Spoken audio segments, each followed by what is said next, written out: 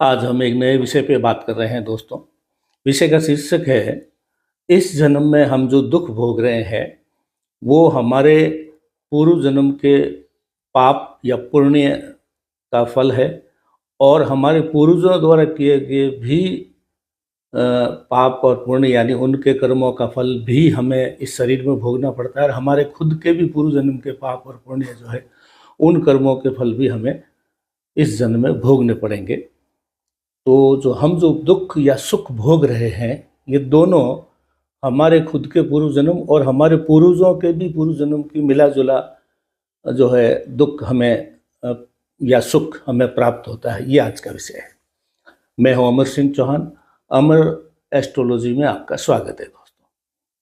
जैसे कि हमने बताया, इस जन्म में हम जो दुख भोग रहे हैं या सुख भोग रहे हैं, ये हमारे पूर्व जन्मों का फल है और हमारे पूर्वजों के भी जो है कर्मों का फल है। अगर उन्होंने शुभ या अशुभ किए हैं या हमने भी शुभ या अशुभ कर्म किए हैं तो उनके फल हमें मिलता है।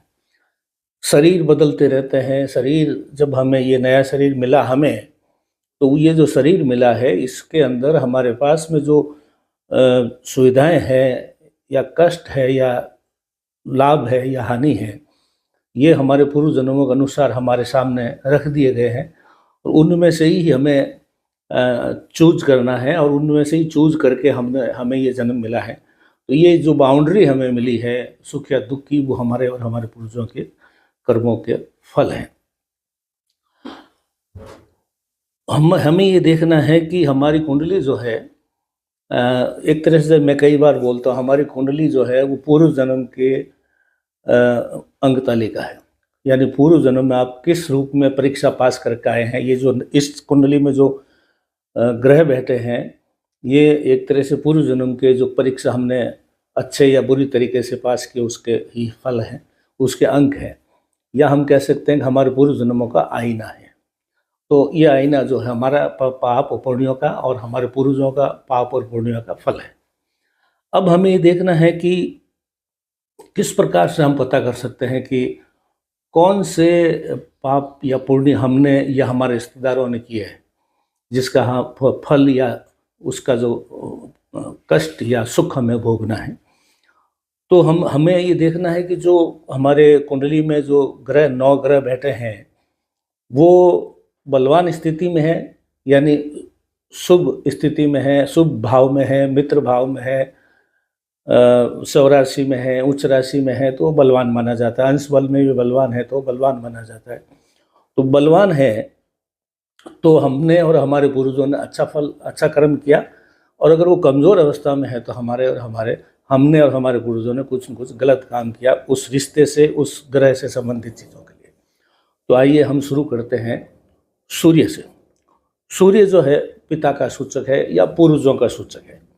सूर्य अगर आपकी कुंडली में कहीं भी बैठा है, लेकिन अगर वो बलवान स्थिति में है, बलवान का मतलब षडबल जो हमने बताया अभी, वो सभी ग्रहों पे लागू होगा। अगर वो बलवान स्थिति में है तो आपके पूर्वज अच्छे कर्म किए और आपने भी अच्छे कर्म किए, इसलिए सूर्य आपकी कुंडली में अच्छी स्थिति में है। अगर वो सूर्य कुंडली में अच्छी स्थिति में नहीं है तो आपने और आपके पूर्वजों ने पाप कर्म या बुरे कर्म किए, इस वजह से आपकी कुंडली में सूर्य कमज़ोर स्थिति में है। ये संकेत स्पष्ट मिलता है। तो आपको इस चीज़ का ध्यान रखना है। चंद्रमा अगर कुंडली में बलवान है तो चंद्रमा जो है माता का सूचक है। तो अगर बलवान स्थिति में है तो आपके और आपके मातृपक्ष ने पूर्व जन्म में अच्छे कर्म किए हैं और आपने भी अच्छे कर्म किए, इसलिए आपको चंद्रमा बलवान अवस्था मिला है। अगर चंद्रमा कमज़ोर अवस्था में है तो ये मान के चलिए कि आपने और आपके मातृपक्ष के जो भी रिश्तेदार थे, उन्होंने खराब कर्म किए हैं, अशुभ कर्म किए, इसलिए चंद्रमा आपकी कुंडली में कमज़ोर है, इसलिए आपको उसका कष्ट भुगतना पड़ता है।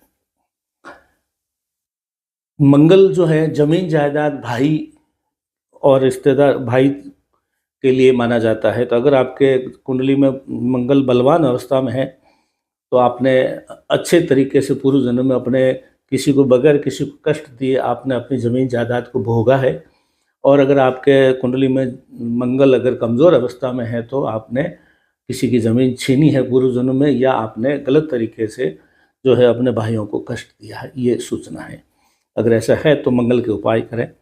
बुध अगर कुंडली में बलवान अवस्था में है तो आपके मित्र, बहू, बेटी के ये बुध का सूचक है। तो आपके जो बहू बेटियों ने या परिवार की महिला सदस्यों ने अगर अच्छे कर्म किए हैं तो आपका बुध बलवान है, और अगर उन्होंने या आपने पूर्व जन्म में खराब कर्म किए हैं तो बुध आपकी कुंडली में अशुभ फल देगा, ये सूचित है सिर्फ।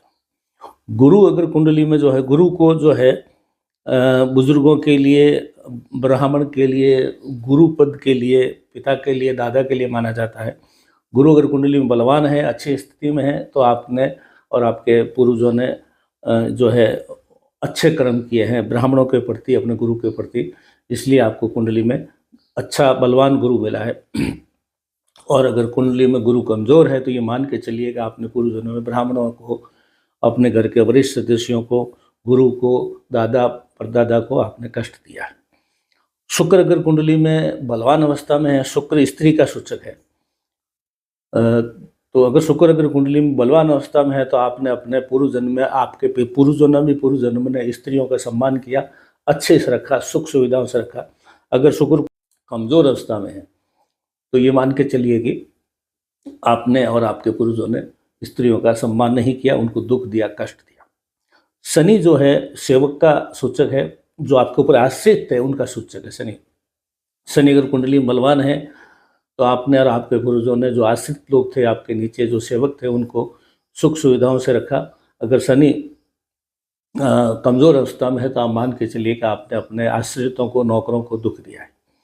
राहु अगर कुंडली में बलवान अवस्था में है तो आपके पूर्वजों ने कोई गलत कार्य नहीं किया है, लेकिन अगर राहु अगर कमज़ोर अवस्था में है तो आपके खुद के और आपके पूर्वजों के दुष्कर्मों का फल आप भोग रहे हैं।